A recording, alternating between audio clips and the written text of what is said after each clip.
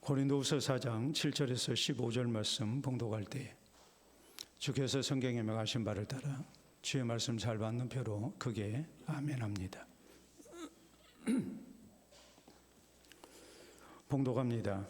우리가 이 보배를 질그릇에 가졌으니 이는 심히 큰 능력은 하나님께 있고 우리에게 있지 아니함을 알게 하려 함이라. 우리가 사방으로 우겨쌈을 당하여도 쌓이지 아니하며 답답한 일을 당하여도 낙심하지 아니하며 박해를 받아도 버림받지 아니하며 거꾸로 들임을 당하여도 망하지 아니하고 우리가 항상 예수의 죽음을 몸에 짊어지면 예수의 생명이 또한 우리 몸에 나타나게 하려 함이라.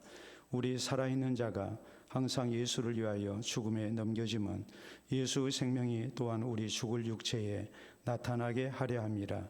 그런즉 사망은 우리 안에서 역사하고 생명은 너희 안에서 역사하느니라. 기록된 바 내가 믿었으므로 말하였다 한 것 같이 우리가 같은 믿음의 마음을 가졌으니 우리도 믿었으므로 또한 말하노라. 주 예수를 다시 살리시니가 예수와 함께 우리도 다시 살리사 너희와 함께 그 앞에 서게 하실 줄을 아노라. 이는 모든 것이 너희를 위함이니 많은 사람의 감사로 말미암아 은혜가 더하여 넘쳐서 하나님께 영광을 돌리게 하려 함이라. 아멘. 세상에서 제일 아픈 병이 무엇이냐고 물으면 사람마다 대답이 다릅니다. 어떤 사람은 혈심증으로 인한 심장 흉통이 견디기 힘들다고 말합니다. 또 어떤 분은 요로결석이 진짜 아프다고 얘기합니다. 어떤 분은 암으로 인한 통증 혹은 관절염이나 통풍으로 인한 통증이 너무나도 견디기 힘들다고 얘기합니다. 또 치통이 가장 아프다고 대답하시는 분들도 있습니다. 그런가 하면 대상포진에 의한 만성신경통이 참 힘들다고 대답하시는 분들도 꽤 됩니다. 거기에다가 화상으로 인한 통증은 정말 견디기 힘들다고 대답을 하기도 합니다. 대부분의 사람들은 자신의 경험에 따라서 내가 아팠던 병의 통증이 제일 심했다고 대답을 하고 있습니다. 그래서 세상에서 제일 아픈 병은 무엇인가에 대한 정답은 바로 이것입니다. 내가 가진 병입니다. 내가 겪었던 병, 오늘 내가 만난 고난이 우리를 가장 힘들게 합니다. 오늘 본문 성경은 위대한 전도자 사도 바울이 예수 그리스도의 복음을 전하면서 만난 고난에 대하여 증거하는 내용입니다. 본문 8절로 9절에 보면 사도 바울은 당시 자신들이 만난 고난에 대하여 이렇게 진술합니다. 우리가 사방으로 우겨쌈을 당하여도 쌓이지 아니하며 답답한 일을 당하여도 낙심하지 아니하며 박해를 받아도 버림받지 아니하며 거꾸로 들임을 당하여도 망하지 아니하고라고 말합니다. 사방으로 우겨쌈을 당하였습니다. 무서운 고난에 포위되었다는 말입니다. 답답한 일을 당했습니다. 박해를 받았습니다. 거꾸로 뜨림을 당했습니다. 내 인생이 여기서 무너지는구나, 내 인생이 여기서 끝나는구나 라는 그런 위기를 느낄 정도의 참으로 힘든 고난을 만났다는 말입니다. 세상을 살면서 예수 그리스도의 복음을 증거하면서 너무나도 무서운 고난을 만났습니다. 너무나도 힘든 고난이었고 정말 감당하기 힘든 고난이었습니다. 세상에 이보다도 더 힘든 고난을 당한 사람이 있을까?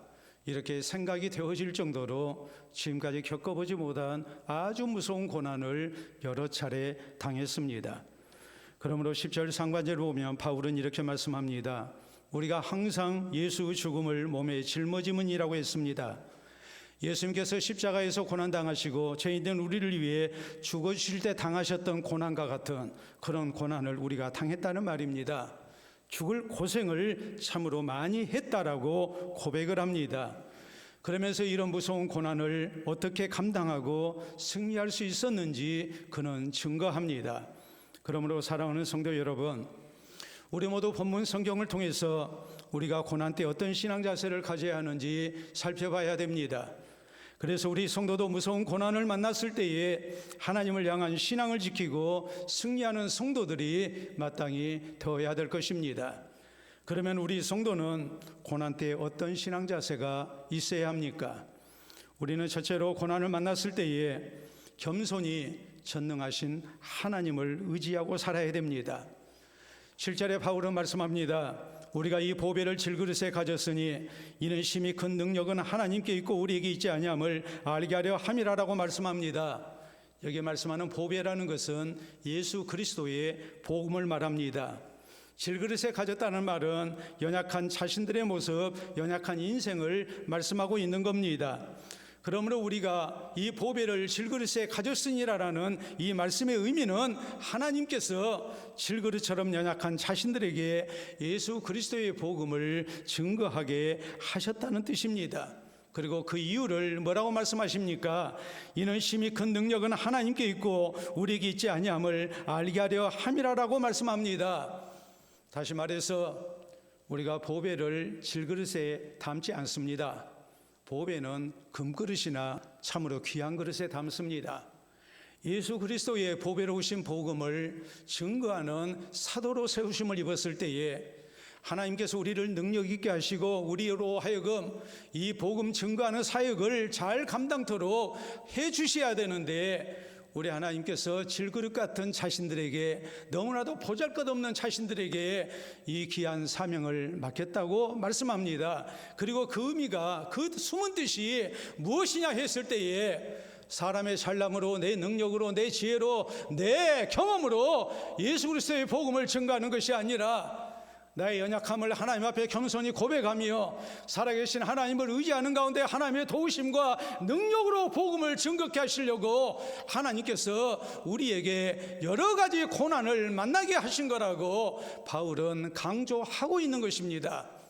만약에 사람의 능력과 지혜를 가지고, 경험을 가지고 증거했다면 분명히 보배로우신 예수 그리스도의 복음을 바로 증거하지 못했을 것입니다. 그러나 많은 고난을 통해서 자신들의 연약함을 알게 하십니다.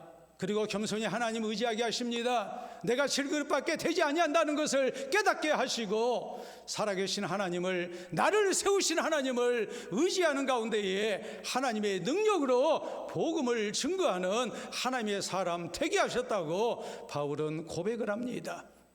그렇기 때문에 우리가 성경을 보면 고린도서 1장 8절로 9절에 바울은 이렇게 강조합니다.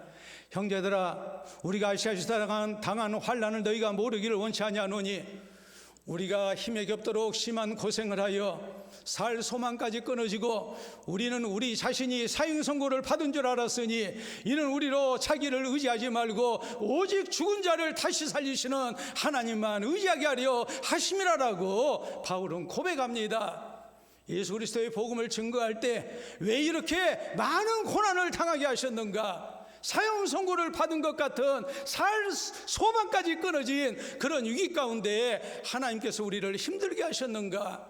그 모든 것은 다름이 아니라 사람 의지하지 말고, 자기 의지하지 말고 오직 죽은 자를 다시 살리시는 하나님만 의지케 하려고 하나님께서 우리에게 고난을 만나게 하신 거라고 바울은 고백합니다. 고린도서 12장에 보면 바울은 자신에게 육체의 가시가 있었음을 고백합니다. 바울이 가졌던 육체의 가시, 우리가 몸에 가시가 있으면 조금만 움직이면 찌르고 고통스러운 것처럼 이것은 바울의 지병이었습니다. 학자들에 따라서는 아마도 간질병이었을 거라고 봅니다. 바울이 예수 그리스도의 복음을 증거하면서 간질 발작을 일으킵니다. 얼마나 안타까운 일입니까? 그러므로 이 문제를 사도 바울은 사탄의 사자라고 했습니다. 이건 마귀가 나를 시험하는 거고 하나님의 복음 사역을 방해하는 거라고 생각했습니다. 이 문제를 놓고 하나님 앞에 기도합니다. 그럴 때 하나님의 대답은 이것이었습니다. 너로 하여금 자만하지 않도록 하기 위해 그런 육체의 가시를 주셨다고 말씀하십니다. 바울이 하나님께 받은 은혜가 너무 크기 때문에 이런 일로 인해서 바울이 혹시라도 자만 속에 하나님을 떠나서 자기 힘으로 예수 그리스도의 복음을 증거할까 봐 하나님은 그를 약하게 하신 겁니다. 왜입니까? 약함 가운데 겸손한 모습으로 하나님을 의지할 수 있고 약함으로 인해서 하나님의 강함이 나타나기 때문에 바울에게 이런 고난을 주셨다고 하나님은 말씀하십니다. 우리가 만난 인생의 고난이라는 것이 궁극적으로 우리를 낮추고 또 이로 인해서 하나님의 능력을 덧입어 살게 하기 위해서 하나님이 주신 고난인 것을 성경은 우리에게 말씀하고 있는 것입니다. 예수님의 제자들도 그랬습니다. 피곤하신 예수님 배 모시고 바다를 건넙니다. 예수님 피곤해서 주무셨습니다. 갑자기 풍랑이 일어납니다. 그 풍랑 속에서 제자들이 배를 안정시키려고 노력해봤지만 소용이 없었습니다. 처음에는 그렇게 생각했을 겁니다. 자신들이 자라난 갈릴리 해변이고 또 자신들의 생업이 있었던 갈릴리 바다이기 때문에 이 정도 풍랑이야 자신들이 얼마든지 극복할 수 있다고 생각했을 겁니다. 그러나 아무리 해도 안 됐을 때에 그들은 비로소 주무시는 예수님을 깨웁니다. 주여 우리의 죽게 된 것을 돌보지 아니하십니까 했을 때 예수님께서 일어나셔서 바람과 바다를 말씀 한마디로 잔잔케 하십니다. 그리고 저희를 책망하십니다. 너희가 어찌하여 이렇게 두려워하느냐 믿음이 작은 자들아라고 말씀하십니다. 우리 예수님께서 분명히 함께 하시기 때문에 저희를 죽게 내버려 두지 아니하실 텐데 제자들이 너무나 큰 불신앙 속에서 두려움을 느끼고 있었기 때문에 이것을 주님께서는 책망하신 겁니다. 중요한 사실이 무엇입니까?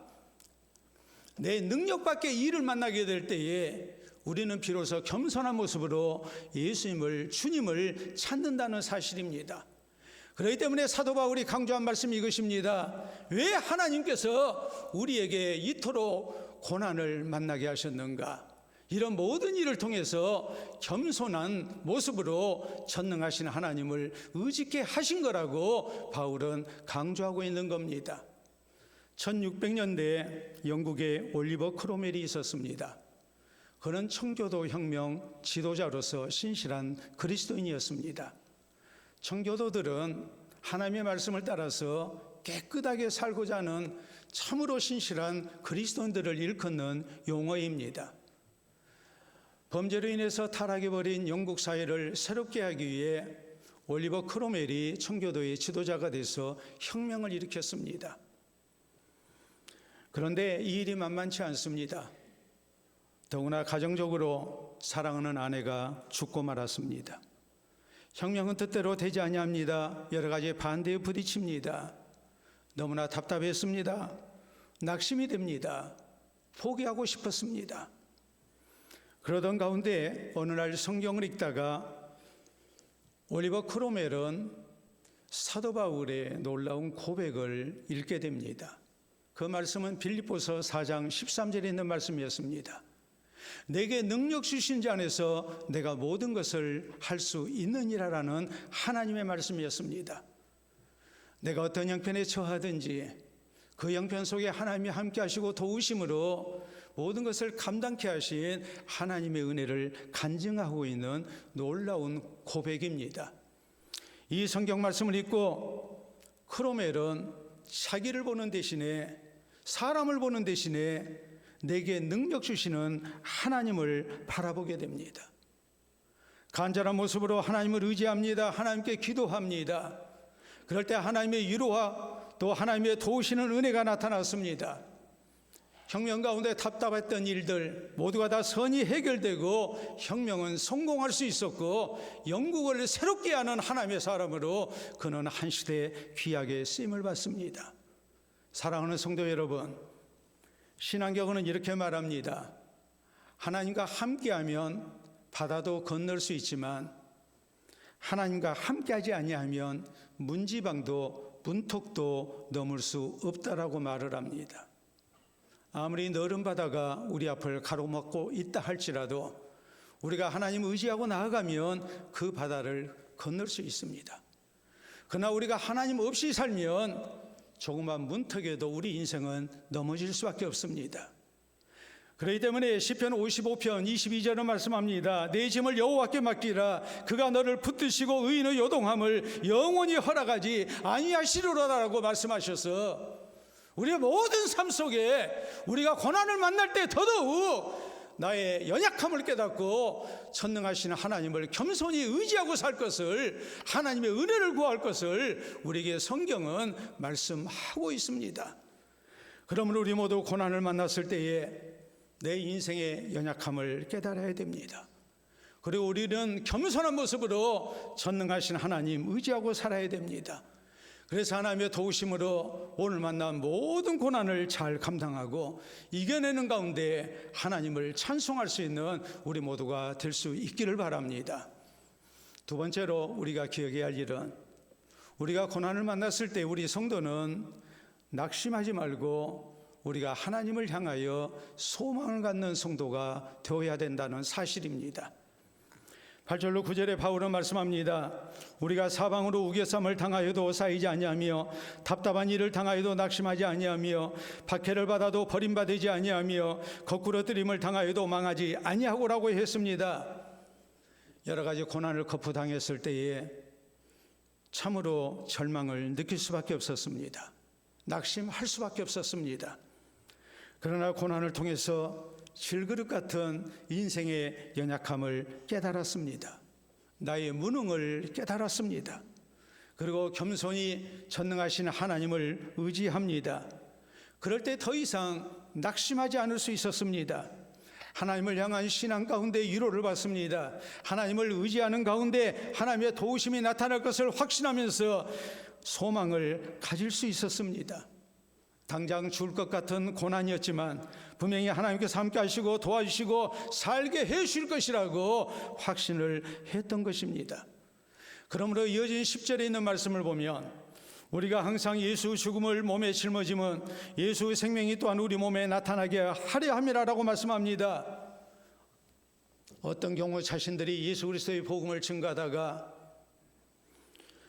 예수님처럼 죽음을 당한다 할지라도 자신들은 결국에 예수님처럼 부활의 영광을 얻게 될 것을 믿습니다. 그러므로 11절에도 보면 우리 살아있는 자가 항상 예수를 위하여 죽음에 넘겨짐은 예수의 생명이 또한 우리 죽을 육체에 나타나게 하려 함이라고 말씀합니다. 고난을 만난다 할지라도 절대로 낙심하지 않습니다. 하나님을 향한 신앙으로 소망을 갖습니다. 내가 겸손한 모습으로 전능하신 하나님 의지하고 나아가면 하나님께서 이 고난을 감당케 하실 것입니다. 하나님이 함께 하시고 도와주실 것입니다. 얼마든지 극복케 하실 것입니다. 살게 하실 겁니다. 어떤 경우 순교의 제물이 된다 할지라도 예수님처럼 부활의 영광을 얻게 하실 것입니다. 그러므로 고난 앞에서 절대로 절망하지 않았습니다. 낙심하지 않았습니다.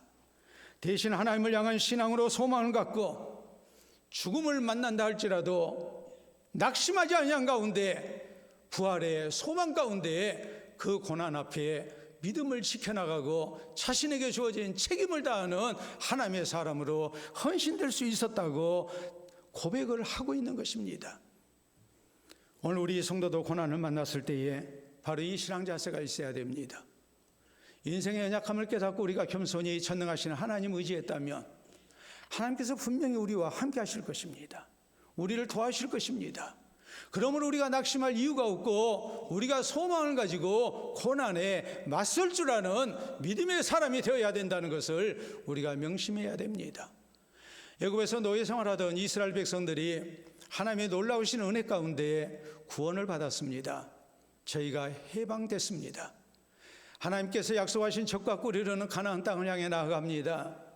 그러나 광야 생활은 결코 쉽지 않았습니다. 많은 어려움이 있었고 날마다 힘들고 고난의 길을 가야 하는 길이었습니다. 그러므로 이 백성들이 이 고난 앞에 쉽게 무너집니다. 고난을 만났을 때에 인생의 연약함을 깨닫고 전능하시는 하나님을 바라고 하나님을 의지하는 대신에 쉽게 불평하고 하나님을 원망합니다. 하나님이 우리를 버리셨다고, 우리를 도와주지 아니하신다고, 이 광야에서 우리를 다 죽게 하신다고, 그러면서 불평과 원망 속에 하나님을 향한 불신앙을 드러냅니다. 이스라엘 백성들의 죄악이 무엇입니까? 함께 하시는 하나님을 믿지 아니했습니다. 광야 생활에 어려움이 있다면 마땅히 인생의 연약함을 고백하고 겸손히 전능하신 하나님을 의지해야 함에도 불구하고 애굽의 노예 생활 가운데서 10가지 재앙을 통해서 하나님의 놀라운 기적 가운데 구원해내신 하나님을 생각하며 하나님을 찾아야 되는데 그 하나님을 찾지 아니합니다. 그리고 스스로 절망합니다. 그렇기 때문에 이런 이스라엘의 죄악을 성경은 지적하면서 고린도전서 10장 13절에 우리에게 말씀합니다. 사람이 감당할 시험 밖에는 너희가 당한 것이 없나니 오직 하나님은 미쁘사 너희가 감당하지 못할 시험 당함을 허락하지 아니하시고 시험 당할 쯤에 또한 피할 길을 내사 너희로 능히 감당하게 하시느니라라고 우리에게 말씀하십니다. 어떤 경우에든지 우리가 좋으신 하나님을 신뢰해야 된다는 말이요, 우리가 전능하신 하나님을 찾고 하나님을 의지하면 하나님께서 피할 길도 내시고 능히 감당하게 하시는 하나님의 은혜를 주실 것이기 때문에 우리가 함부로 불평하고 원망하고 절망 가운데 불신앙의 모습을 가져서는 안 된다고 성경은 우리에게 엄히 경고하고 있는 것입니다. 예수님 당시에 12년 동안 혈루증으로 고생했던 여인이 있었습니다. 부인병입니다. 계속 하혈하는 병입니다. 이 병을 낫기 위해서 많은 의사들을 찾아다녔고 좋다는 치료를 다 받아봤습니다. 그러나 조금 더 병은 좋아지지 아니했고 더 중해지고 말았습니다. 가진 재산은 치료비로 다 허비하고 말았습니다. 사람들이 얘기합니다. 가족들이 얘기합니다. 이제 그만 포기하라고. 이 병은 절대 나을 수 없는 병이라고. 어쩌겠느냐고. 이대로 살아야 하지 않겠느냐고. 이렇게 주변 사람들이 권면하는 상황까지 이루고 말았습니다. 나도 포기하고 싶습니다. 그러나 이 여인이 포기할 수 없었던 이유가 생겼습니다. 그것은 예수님에 대한 소문이었습니다. 예수님은 어떤 병자도 고치시고 죄인들도 다 받아주시고 용서하시고 하나님의 은혜로 만족시켜 주시는 분이라는 것을 소문으로 듣게 됩니다. 예수님을 생각할 때 낙심할 수 없었습니다. 예수님을 생각할 때 내 병 포기할 수 없었습니다. 내 인생 포기할 수 없습니다. 예수님 앞에 나아갑니다. 예수님을 향한 소망을 가지고 예수님 앞에 나갔을 때 우리 예수님의 놀라운 치유의 역사가 이 여인에게 나타납니다. 우리가 아무리 절망적인 상황을 만났다 할지라도 낙심하는 대신 살아계신 하나님, 전능하신 하나님을 찾고 우리가 하나님을 향한 소망으로 사는 것이 얼마나 중요한가를 우리에게 가르치고 있는 것입니다. 1970년대 후반에 전 세계적으로 운동화 열풍이 일어났습니다. 나이키, 아디다스 등의 많은 유명 브랜드가 쏟아져 나왔습니다. 그래서 세계 시장을 휩쓸기 시작합니다. 그러자 상대적으로 망하는 사업이 나왔습니다. 뭐였겠습니까? 구두 산업이 망하기 시작했습니다. 구두를 신던 사람들이 운동화를 신기 시작했을 때 구두 산업은 사양길로 접어들고 말았습니다. 그럴 때에 1978년 존 스톨렌 워크라는 한 미국인이 망해가는 구두 회사 앨런 에드먼스사를 인수했습니다. 많은 업종들이 폐업하고 망할 때 그래도 구두를 신는 사람은 있을 거 아닙니까? 그러니까 망해가는 구두 회사를 인수를 해서 이 사람이 창의적으로 경영을 시작한 겁니다. 그래서 굉장한 번창을 이룰 수가 있었습니다. 그런데 6년 후인 1984년에 공장에 불이 났고 다 타버리고 말았습니다. 모든 직원들이 낙심했습니다. 이때 사장인 존 스톨렌 워크 씨가 전 직원들을 모아놨습니다. 그리고서 말을 합니다. 모두 두 손을 들어보십시오. 모든 직원들이 두 손을 들었습니다. 그때 이 존 스톨렌 워크 사장은 직원들에게 이렇게 말합니다. 여러분, 우리는 공장을 잃었습니다. 분명히 우리는 망했습니다. 그러나 구두를 만드는 손은 잃지 않았습니다. 무엇이 문제입니까? 아직 남아있는 것이 우리에게 있지 않습니까? 이 말을 듣고 전 직원이 낙심하는 대신에 용기를 가졌습니다. 다시 시작합니다. 그래서 오늘날 앨런 에드먼즈 구두 회사는 미국의 대통령들 그리고 각 나라 수상들이 신는 세계 최고급 구두로 인정을 받게 됐습니다. 우리가 잘 아는 미국의 존 F 케네디 대통령은 이런 말을 합니다. 우리가 한번 보도록 하겠습니다. 승자는 구름이 태양을 보고 패자는 구름 속의 비를 본다. 승자는 넘어지면 일어서는 쾌감을 알고 패자는 넘어지면 재수를 한탄한다라고 했습니다. 우리는 구름을 볼 때 무엇을 생각합니까? 비를 생각합니다. 그러나 승자는 구름 위에 있는 태양을 바라봅니다. 넘어질 때 우리는 보통 재수가 없다고 생각합니다. 내 인생에 자꾸 실패가 찾아올 때, 고난을 만나게 될 때 우리는 왜 내 인생이 이렇게 꼬이는 거냐고 낙심합니다. 불평합니다. 그러나 승자는 땅을 짚고 일어서는 법을 압니다. 일어서는 쾌감을 느낍니다. 똑같은 상황 속에서 똑같은 일을 만났을 때, 고난을 만났을 때에 그 고난을 대하는 태도가 그 사람의 운명을, 인생을 결정짓는다는 너무나도 소중한 교훈을 우리에게 말하고 있는 것입니다. 사랑하는 성도 여러분, 성경은 시편 42편 5절에 우리에게 말씀합니다. 내 영혼아, 내가 어찌하여 낙심하며 어찌하여 내 속에서 불안해하는가? 너는 하나님께 소망을 두라. 그가 나타나 도우심으로 말미암아 내가 여전히 찬송하리로다라고 말씀하십니다. 그러므로 우리 성도는 고난을 만났을 때 낙심해서는 안 됩니다. 대신 겸손한 모습으로 전능하신 하나님 의지하고 하나님을 향한 신앙 가운데 우리가 소망을 가져야 됩니다. 그래서 하나님의 도우심 가운데 고난을 잘 감당하고 승리하는 우리 모든 성도들이 될 수 있기를 바랍니다. 세 번째로 우리 성도는 고난을 만났을 때에 하나님의 선하신 섭리를 믿어야 됩니다. 12절에 바울은 말씀합니다. 그런즉 사망은 우리 안에서 역사하고 생명은 너희 안에서 역사하느니라. 자신들은 예수 그리스도의 복음을 증거하다가 죽을 정도의 무서운 고난을 만납니다. 그러나 믿었습니다. 자신들의 이런 희생을 통해서 고린도 교회 성도들에게 또 이방의 많은 성도들에게 예수 그리스도의 생명이 전해지는 아름다운 열매가 나타나게 될 것이라고 확신을 하고 있는 것입니다. 13절에 보면 기록된 바 내가 믿었으므로 말하였다 한 것 같이 우리가 같은 믿음의 마음을 가졌으니 우리도 믿었으므로 또한 말하노라라고 말씀합니다. 이 말씀은 시편 116편 10절에 있는 말씀입니다. 위대한 하나님의 사람이었던 다윗이 많은 고난 속에서 고백한 내용입니다. 다윗은 이렇게 고백했습니다. 내가 그게 고통을 당하였다고 말할 때에도 나는 믿었도다. 죽을 고생을 합니다. 무서운 고난을 만납니다. 너무나 고통스럽습니다. 그러나 내가 전능하신 하나님을 믿고 의지하며 하나님 앞에 기도할 때 우리 하나님께서 나와 함께 하시고 나를 도와주시고 구원해 주시고 아름다운 결과 주실 것을 확신하며 나는 이것을 믿었다고 다윗은 고백하고 있는 것입니다. 그러므로 사도 바울은 이 다윗의 고백을 통해서 우리가 오늘 고난을 만났다 할지라도 우리가 힘든 현실을 만났다 할지라도 우리가 하나님 의지하고 소망 가운데 살면 인내하면 이것은 절대로 고난으로 고통으로 끝날 것이라고 생각하지 않는다고 고백합니다.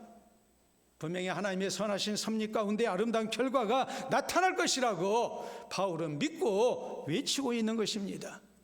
그러므로 이어진 14절에도 보면 주 예수를 다시 살리시니가 예수와 함께 우리도 다시 살리사 너희와 함께 그 앞에 서게 하실 줄을 아노라라고 했습니다. 분명히 자신들의 희생과 헌신을 통해서 아름다운 구원의 역사가 나타나게 될 것이라고. 예수 그리스도가 십자가에서 우리 죄 때문에 죽으셨지만 우리 하나님께서 다시 부활케 하신 것처럼 우리의 죽음과 같은 고생과 헌신을 통해서 희생을 통해서 놀라운 새 생명의 역사가 고린도 교회에 나타나게 될 것입니다. 우리 모두가 함께 하나님 나라의 구원과 부활의 영광에 참여하게 될 것입니다. 이것을 믿고 외치고 있는 것입니다. 마지막 15절에도 보면 이는 모든 것이 너희를 위함이니 많은 사람은 감사로 말미암아 은혜가 더하여 넘쳐서 하나님께 영광을 돌리게 하려 함이라라고 말씀합니다. 자신들의 고난과 희생과 헌신을 통해서 하나님의 놀라운 구원의 역사가 분명히 나타나게 될 것이다. 그래서 우리 모두가 하나님께 함께 감사하고 하나님께 영광을 돌려드리는 합력하여 선한 역사가 분명히 우리에게 허락될 것이라고 바울은 강조합니다. 우리 성도도 고난을 만났을 때 바로 이 신앙 자세가 있어야 됩니다. 이 고난이 아무 이유 없이 우리에게 주어진 것이 아니라 하나님의 선하신 목적 속에서 우리에게 주어졌음을 우리는 믿고 하나님이 주시는 열매를 기다릴 줄 아는 성도가 되어야 됩니다.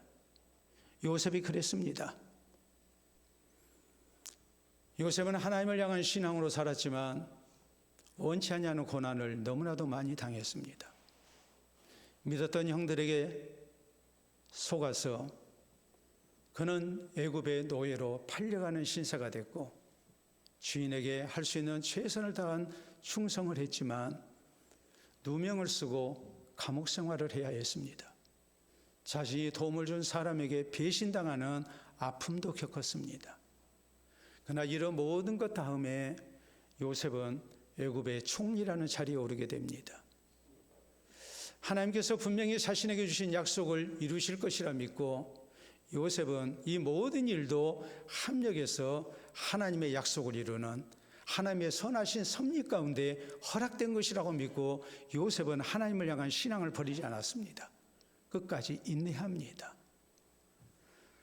그렇기 때문에 요셉은 나중에 형들을 만났을 때 말합니다. 당신들이 나를 이곳에 팔았으므로 근심하지 마소서, 한탄하지 마소서. 하나님이 생명을 구원하시려고 나를 먼저 이곳에 보내신 것입니다. 당신들이 내게 행한 악한 행위를 하나님은 선으로 바꾸셨습니다. 당신들이 나를 이곳에 보낸 것이 아닙니다. 하나님이 나를 이곳에 보내신 것입니다. 하나님의 선하신 섭리를 증거합니다.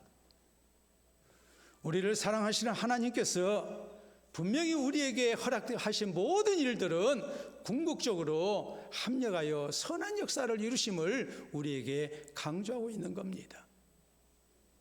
미국 뉴욕에 윌리엄 리반이라는 사람이 있었습니다. 이 사람은 정육점을 운영하고 있었습니다.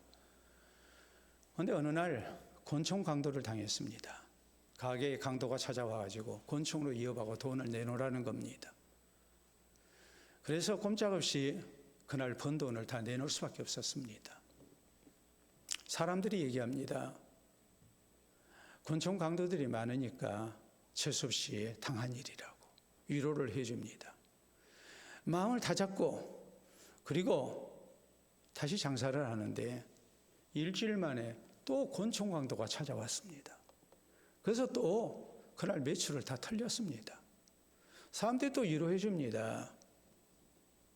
그래도 목숨 잃지 않은 것이 다행이지 않냐고 그러면서 위로를 해줍니다. 그래도 마음이 편치 않습니다. 일주일 사이에 강도를 2번 당했으니 그게 좋겠습니까?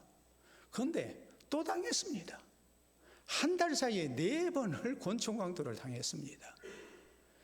이 사람이 무슨 생각이 들겠습니까? 당장 때려치우고 싶죠. 이 동네에서 장사 안 하고 싶죠. 그런데 당장 때려칠 수가 없잖아요.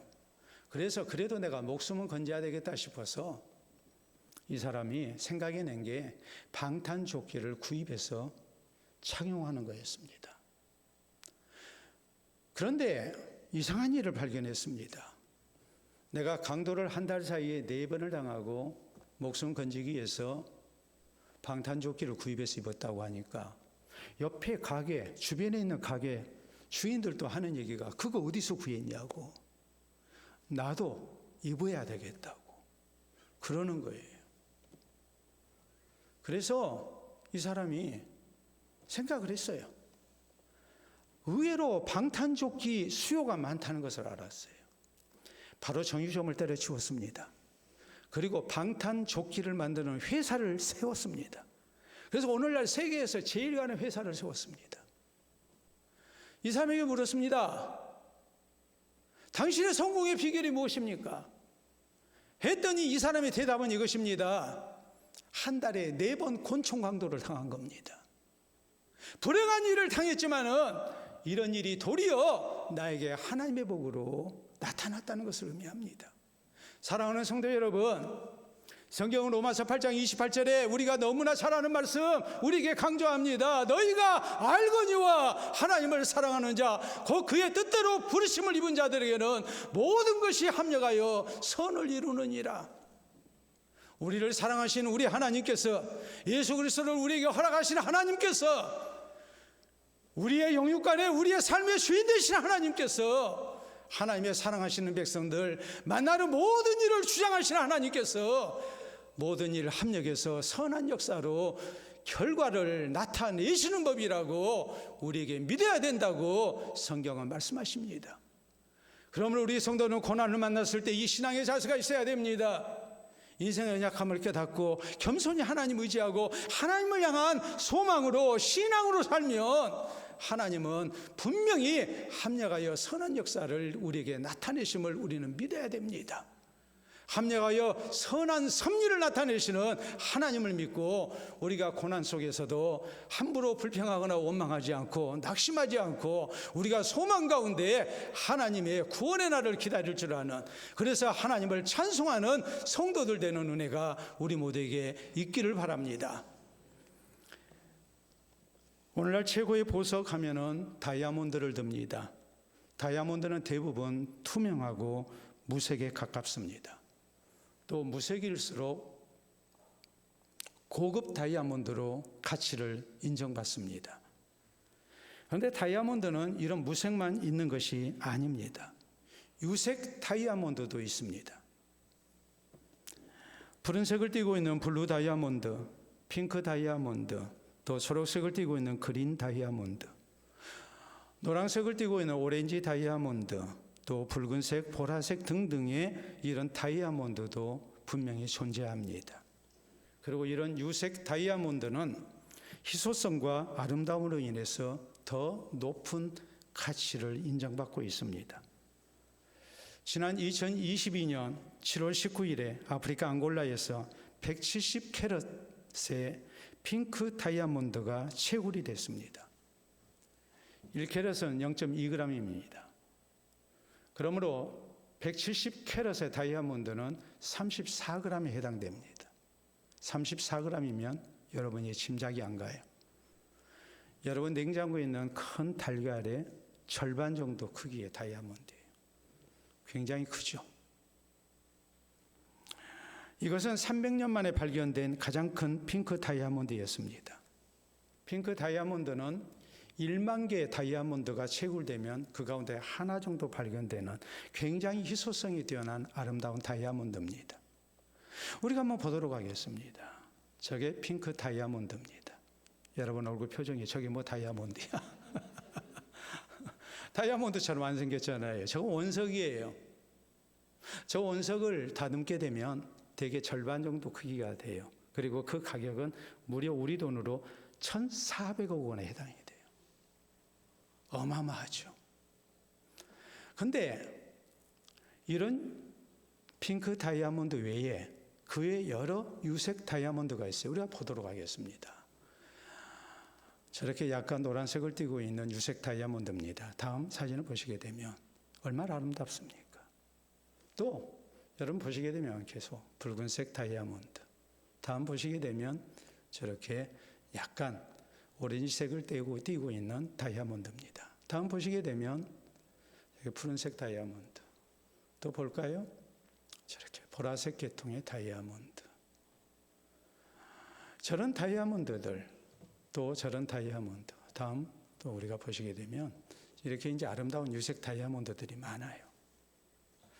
우리가 생각할 때 유색 다이아몬드는 크게 오해하는 것이 뭐냐면 원래 다이아몬드 색깔이 그렇다고 생각을 해요. 맞아요. 원래 다이아몬드 색깔이 그래요. 그 속에 아름다운 색이 들어가서 저런 아름다운 유색 다이아몬드가 만들어졌다고 생각을 해요. 근데 그게 아니고요. 유색 다이아몬드는 다이아몬드가 결정될 때 그 안에 불순물이 들어가서 유색 다이아몬드가 되는 거예요. 불순물이 들어가서 그 불순물이 햇볕에 반사가 돼서 저렇게 아름답게 보이는 거예요. 다이아몬드라는 것이 원래 투명하고 불순물이 없어야 된다고 생각을 합니다. 근데 불순물도 잘 들어가면 저렇게 훨씬 가치가 있는 아름다운 유색 다이아몬드로 탄생하는 겁니다. 여러분, 우리 인생도 마찬가지입니다. 순탄하게 살아온 인생이 아름다운 인생이 아니라 참으로 많은 고생을 하고 인생에 많은 고비를 겪었던 사람이 그 고비를 딛고 일어섰을 때 그 인생의 아름다운 스토리가 있게 될 때에 우리는 그 인생을 참으로 귀하게 봅니다. 이번에 선출된 대통령에 대한 그 인생 서사라는 게 있잖아요. 스토리가 있잖아요. 그러니까 우리에게 더 감동이 되잖아요. 사랑하는 성도 여러분, 우리가 만난 인생의 고난이라는 것이 절대 고난으로 힘든 것으로만 그쳐서는 안 됩니다. 하나님이 우리에게 필요해서 주신 고난, 이 고난을 통해서 우리가 하나님을 향한 신앙으로 사는 가운데 우리의 인생이 하나님 오실 때 사람들이 보기에 참으로 아름답게 빛나는 다이아몬드와 같은 그런 인생으로 만들어지도록 해야 합니다. 그러기 위해서 우리에게 필요한 것이 무엇입니까? 오늘 내가 만난 고난 때문에 불평하고 원망하고 그리고 내 인생 한탄하고 하나님을 향한 불신앙으로 사는 것이 우리 인생을 아름답게 바꾸지 않습니다. 하나님이 주신 고난 앞에 우리가 하나님을 향한 바른 신앙의 자세가 있어야 됩니다. 이 고난을 통해서 우리는 겸손해져야 됩니다. 내 인생의 연약함을 고백하고 우리는 전능하신 하나님을 의지하고 사는 성도가 되어야 됩니다. 그리고 낙심하지 말아야 됩니다. 내가 하나님을 향한 신앙으로 살면, 하나님을 의지하면, 하나님께 기도하면 하나님이 분명히 나와 함께 하시고 내 기도에 응답하시고 하나님이 내 힘이 되어주시고 나의 구원이 되실 것을 우리는 믿어야 됩니다. 소망 가지고 살아야 됩니다. 합력해서 선한 역사로 하나님께서 아름다운 결과를 주실 줄을 우리는 믿고 살아야 됩니다. 그래서 어려운 시대에 하나님을 향한 신앙을 지키고 이 신앙 속에 우리가 하나님께 인정받고 하나님이 더욱 사랑하시는 성도, 하나님이 함께 하시고 도우시는 가운데 하나님께 영광 돌려드리는 놀라운 하나님의 결과를 얻는 아름다운 인생을 사는 우리 모든 성도 되시기를 우리 주님의 이름으로 축원합니다. 우리 함께 기도합니다. 우리 가운데 많은 성도들이 인생의 고난 속에 힘들어 하십니다. 또 힘든 과정을 겪고 계십니다. 또 힘든 과정을 거쳐오셨습니다. 목회자로서 여러분의 고통에 함께하지 못한 것 죄송합니다. 그러나 하나님께서 다 알고 계시고 하나님의 함께하시는 은혜가 있다는 사실을 잊지 마시기를 바랍니다. 내 인생의 연약함을 깨닫고 주님을 바라게 될 때, 주를 향한 소망 가지고 신앙으로 살게 될 때 분명히 하나님께서 합력하여 선한 결과를 주실 것입니다. 이 주님 믿고 고난 속에서 오직 하나님 향한 신앙으로 살 것을 다시 한번 기도로 다짐하는 우리가 될 수 있기를 바랍니다. 기도합니다.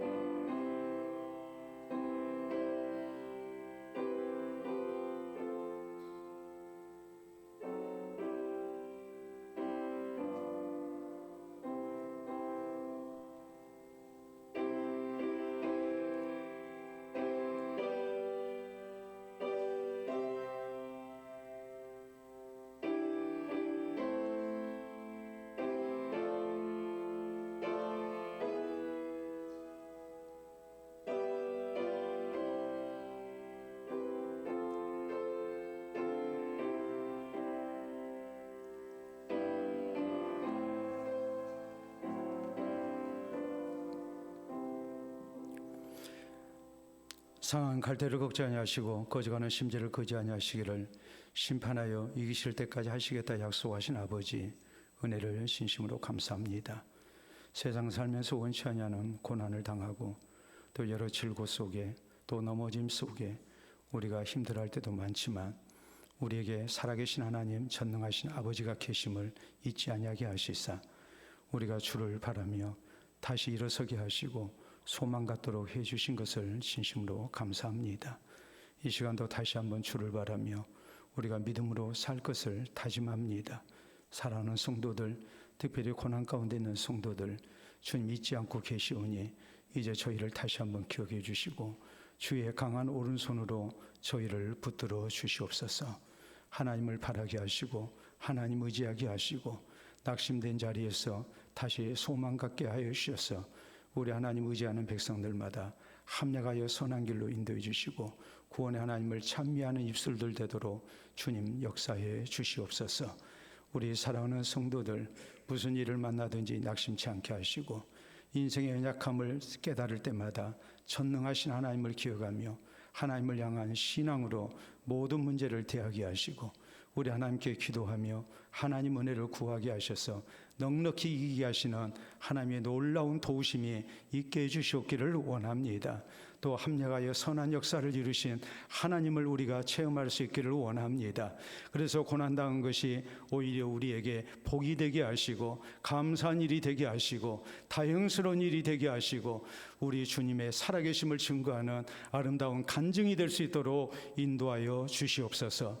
이후로도 늘 살아계신 하나님을 생각만 해도 힘이 되게 하시고 위로가 되게 하시고 또 살아계신 하나님을 향한 소망으로 나타날 수 있도록 붙들어 주시옵기를 원합니다. 그래서 항상 고난 속에 아름다운 신앙생활 더 잘 감당하게 하시고 참으로 좋으신 하나님을 깊이 체험하고 주님께 영광을 돌려드리는 우리 모든 성도들 되도록 인도하여 주시옵소서. 감사하고 예수님 이름으로 기도하옵나이다. 아멘.